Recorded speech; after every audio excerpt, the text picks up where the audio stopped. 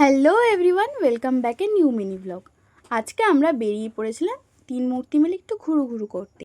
জীবনে তো আমাদের কোনো কাজ নেই, আমাদের একটাই উদ্দেশ্য, সেটা হলো ঘুরে বেরোনো। একটানা ঘরে বসে থাকতে আমাদের কারোরই ভালো লাগে না, তাই আমরা একটু সরোবরের দিকে ঘুরতে বেরিয়ে পড়লাম। আর ভেতরে যদি আমরা খাবার নিয়ে ঢুকতাম, সবার আগে আমাদেরকে ঘাট ধরে বাইরে বের করে দিত।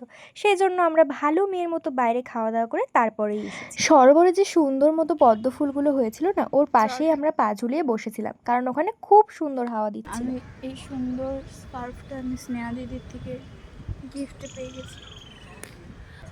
আমরা বসে বসে মনোরম পরিবেশ উপভোগ করছি। বাংলা ফোবিয়া আছে বলো? Height phobia. তাই একটু ভয় লাগছে, যদি জলে পড়ে যায় মরে যাবো তো। কারণ কি আমরা এইভাবে বসে বসে মনে হচ্ছে আমি যদি জলে পড়ে যাই, আমাকে কি তোরা তুলতে পারবি না? এই আমার বন্ধু। তুলবো না, শ্রাদ্ধের ভোজটা তো খেতে হবে ভালো করে। এরা দুজন উঠে বসেছে, উঠতে পারছে না। এই পড়ে যাস না ভাই, তুই আবার আরো ঢ্যাঁড়স।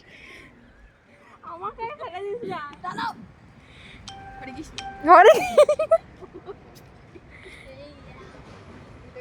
উঠেছে যা হোক করে। আজকে একমাত্র ও সেজে এসেছে। দেখা কেমন সেজেছি, দেখা কেমন তুমি কেমন লাগছে গাইস। হ্যাঁ, আর বাকি আমি আর আমার মা, আমরা কিন্তু একটুও সাজিনি। ছোট মেয়ে এখন সিঙ্গেল আছে তাই। ও মাই গড, হোয়াট আ জোক।